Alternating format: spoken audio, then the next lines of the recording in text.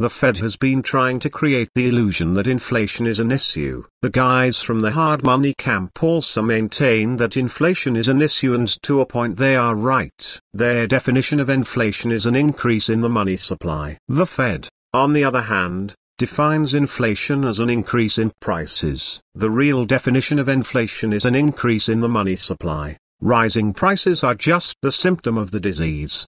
This article from Mrs.org summarizes this concept quite succulently. Inflation, therefore, means an increase in the amount of receipts for gold on account of receipts that are not backed by gold yet masquerade as the true representatives of money proper, gold. The holder of unbacked receipts can now engage in an exchange of nothing for something. As a result of the increase in the amount of receipts, inflation of receipts, we now also have a general increase in prices. We are not going to spend time dwelling on this point, as the crowd has bought the line the Fed has sold them, and so the above point is moot.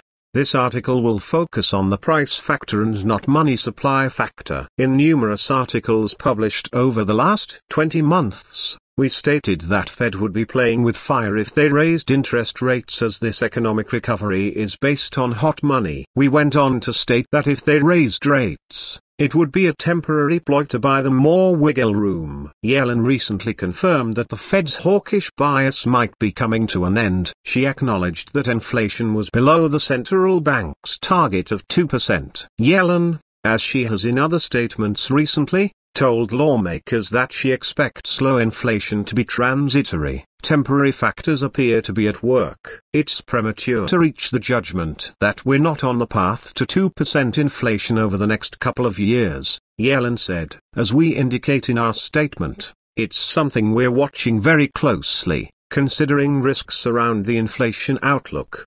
Full story. Based on the factors we are going to list below, Yellen might have to wait a very long time before inflation hits the Fed's target rate of 2%. All we need to do is look at Japan. They have been trying to generate inflationary forces for decades without any success. They continue to inject billions into the economy hoping for change, but inflation remains stubbornly low. Our economic recovery is not real. Remove the easy supply of money, and the economy will collapse. Former bond king Bill Gross seems to concur. Gross said most destructive leverage occurs at the short end of the yield curve as the cost of monthly interest payments increase significantly to debt holders. While governments and the U.S. Treasury can afford the additional expense, levered corporations and individuals in many cases cannot, he said. Since the Great Recession, more highly levered corporations, and in many cases, indebted individuals with floating-rate student loans now exceeding $1 trillion, cannot cover the increased expense, resulting in reduced investment, consumption and ultimate default, Gross said. Commonsensically, a more highly levered economy is more growth-sensitive to using short-term interest rates and a flat yield curve,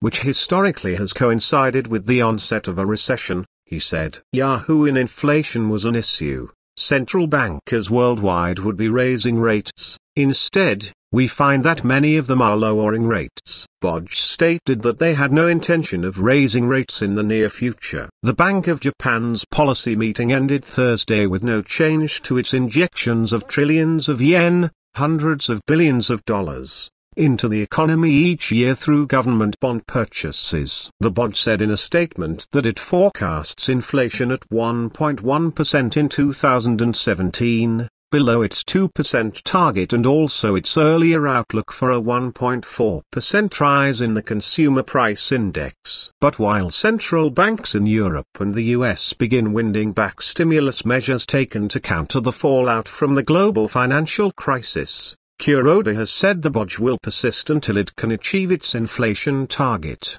now not expected until 2019. Full story. South Africa's central bankers surprise markets with a rate cut. The South African Reserve Bank surprised markets with an interest rate cut on Thursday. While most economists have been expecting the bank to move towards a cut, it was not expected to come quite so soon. The bank cut the repo rate to 6.75% from 7%. Inflation appears to be decreasing on a worldwide basis. Even though Canada raised rates, the data indicated that a rate increase was not warranted. The July rate increase might be a short-lived stint. They might mimic the Fed's footsteps and then back away. May saw an increase in CPI when unadjusted, but it was well below the Bank of Canada (BOC) target. CPI rose 1.3% year-over-year in May, slipping even further than last month's 1.6%. Statistics Canada claimed the decline was mostly due to a drop in food and energy costs. The BOC targets a rate of 2% for a well-balanced money supply. Full story according to FT. Inflation in Germany, Europe's largest economy, fell to 1.4%, a low for 2017. A surprising tumble in Germany's closely watched inflation rate. Annual consumer price growth in the Eurozone's largest economy has fallen to 1.4% from 2% in May, the lowest level of the year. Brazil's inflation falls to a decade low. Consumer prices in June decreased 0.23% over the previous month, which contrasted May's 0.31% increase.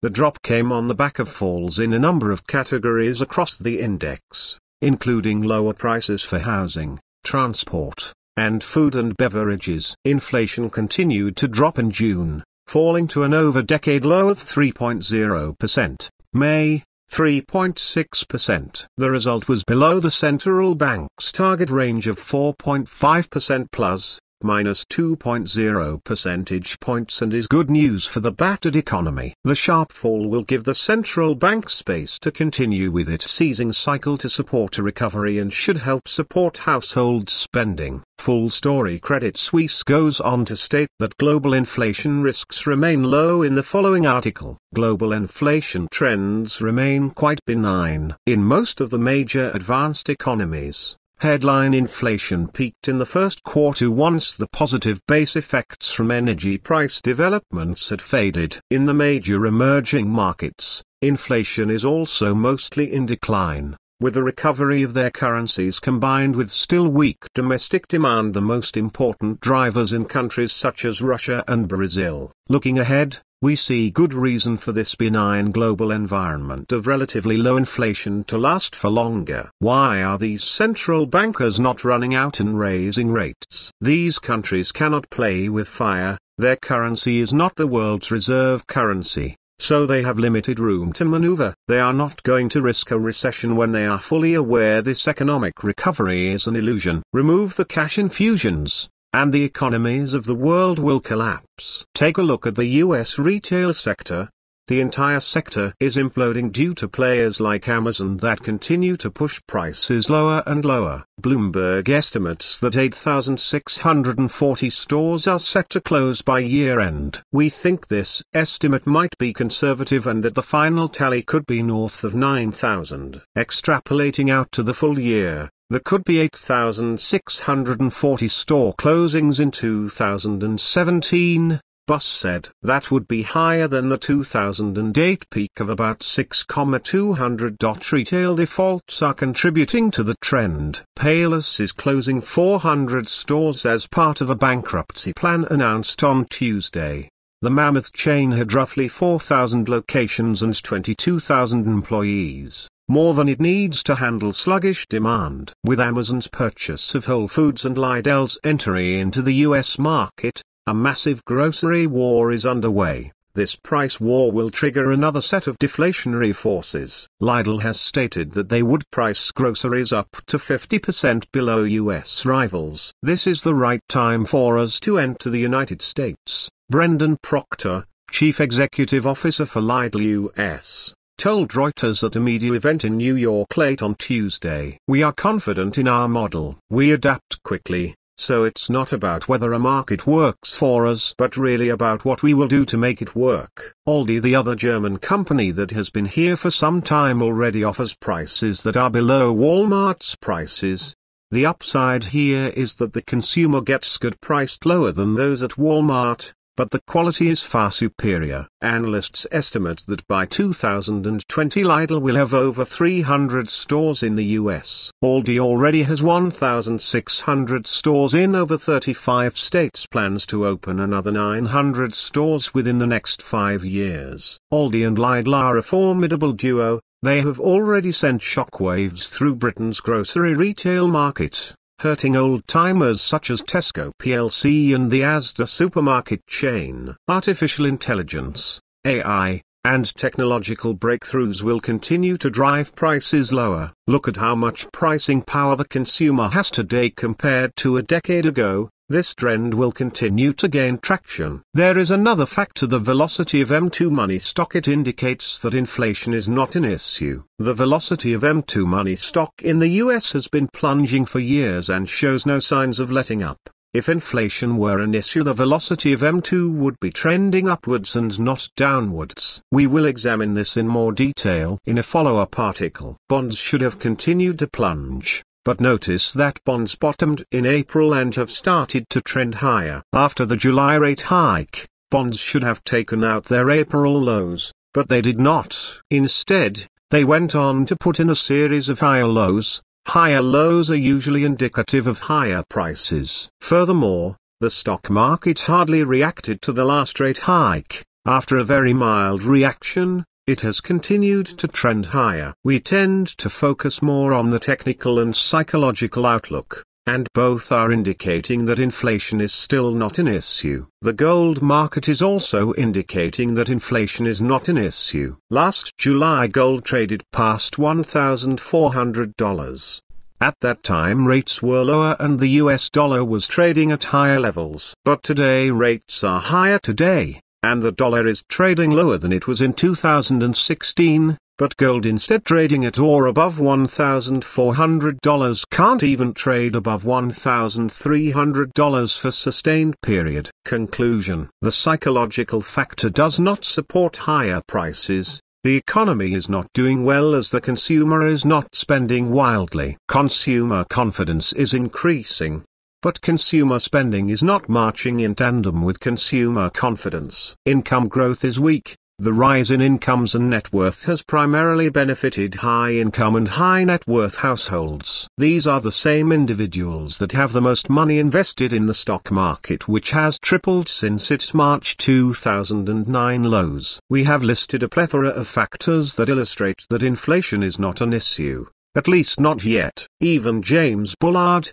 President of the Federal Reserve of St. Louis, seems to be in agreement low inflation has been the major surprise of the era. He also went on to state that he was still waiting for inflation to return to the 2% ranges and would not support any increases in the Fed's benchmark rate until 2018 to allow inflationary forces to recover. He might have to wait a lot longer than that. AI and technology, in general, are going to continue to fuel lower prices. The retail sector is in free fall, the remaining players battle it out, and price wars will continue for the foreseeable future. Food prices are going to plunge due to the price war that new entrants like Lidl and Amazon have triggered. The bond market is not supporting the higher inflationary outlook. In fact, by all measures the bond market appears to be building momentum to trend higher.